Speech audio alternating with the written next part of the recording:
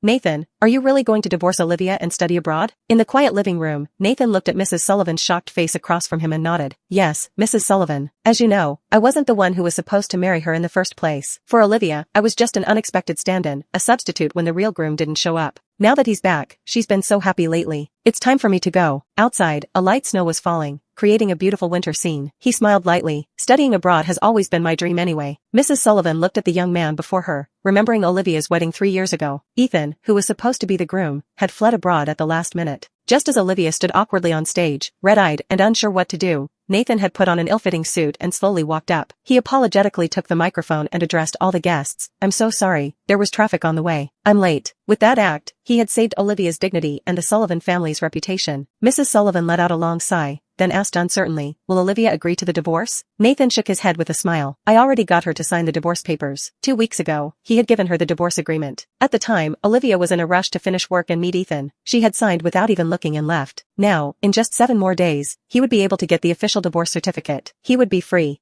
After all, the Sullivan family had a 3-generation military background and couldn't go abroad. So once he left the country, he and Olivia would never have to see each other again. Just as Mrs. Sullivan was about to speak, a gentle female voice came from behind them. Nathan, what are you chatting about with Mom? Nathan turned around to see Olivia, whom he hadn't seen in days, walking towards them in a black evening gown that occasionally revealed her long legs. Olivia. Seeing her daughter approach, Mrs. Sullivan was about to step forward to scold her. Why are you here? With a mix of surprise and reassurance, Nathan stood up, giving Mrs. Sullivan a pleading look to interrupt her. I missed you, so I came by to pick you up, Olivia said, her eyes looking a bit guilty. In truth, she had come on purpose after finding out Nathan's whereabouts. After saying goodbye to the worried Mrs. Sullivan, the couple took their bags and left the Sullivan family home. On the way back, heavy rain pounded on the car windows, while inside was completely silent. Olivia remained quiet for a long time before finally speaking. Nathan, Ethan and I are really over. He just got back to the country and had heart surgery a few years ago, so his health isn't good. As an old friend, I just went to help him get settled. I hope you can understand. Nathan stared out the rain-blurred window and nodded. If only he hadn't seen how Olivia had dropped everything and excitedly rushed to meet Ethan the day he returned. If only he hadn't noticed Olivia selling the watch she had used for years and replacing it with a cheap bracelet Ethan had given her. If only. There were too many if onlys. Nathan no longer had any expectations or trust left. A soft sigh filled the car. Faced with this husband she had married by chance years ago, Olivia wanted to explain further, but thinking of her own actions over the past 2 weeks, she ultimately chose to change the subject. Nathan, what was that document you had me sign 2 weeks ago? As soon as she finished speaking, Nathan turned to look at Olivia, his eyes showing 3 parts surprise and 7 parts bitter amusement. She was only now remembering to ask about that? Then again, ever since Ethan came back, everything else in her life had faded into the background. How could she be expected to care about anything else? Nathan was about to speak when Olivia's phone suddenly rang. Seeing the name displayed on the car screen, Olivia's face instantly tensed up. It's fine, go ahead and answer. It might be something important, Nathan said, looking out the window with an indifferent expression that made Olivia suddenly feel afraid. But she still answered the call, with the car speakers automatically broadcasting the conversation. Olivia, I miss you so much. It hurts. Can we meet? Hearing the whiny tone on the other end, Olivia's knuckles turned white as she gripped the steering wheel. Her expression also suddenly turned cold. Ethan, I'm married now. I've told you many times, don't talk to me like that. There was a moment of silence on the other end before Ethan replied, but Olivia, I was supposed to be the groom at that wedding. The car suddenly screeched to a halt in the middle of the road, the tires making a huge noise as they skidded on the pavement. In their 3 years of marriage, this was the first time Nathan had seen Olivia lose control. She shouted at the screen, but you left. You abandoned me and left. The phone went completely silent. A moment later, Ethan's voice came back sounding choked up. I'm sorry. I was sick at the time and didn't want you to worry. I had no idea it would have such serious consequences. Ah, Olivia, my heart hurts so much. It's okay, just let me die like this. Then I won't bother you anymore, and you can live happily with my substitute. Soon, there was no more sound from the other end. Olivia instantly panicked. She immediately looked at Nathan. Nathan spoke up first. It's fine, I'll take a taxi home. You go check on him. Don't let anything really happen. Olivia still felt somewhat guilty and said softly, I'm not going to see him. I just remembered there's an urgent matter at the company, so I need to stop by there. I'll come back to be with you after I finish. Nathan nodded and opened the car door to get out. Watching her car speed away, Nathan stood in the rain holding an umbrella, his eyes darkening. A moment later, he gave a bitter smile and started walking towards home, over 10 miles away. 3 years. It was time to end it. 3 years ago, he had put on that ill-fitting suit and married a woman who could barely remember his name. Friends and relatives privately said Nathan was pitiful.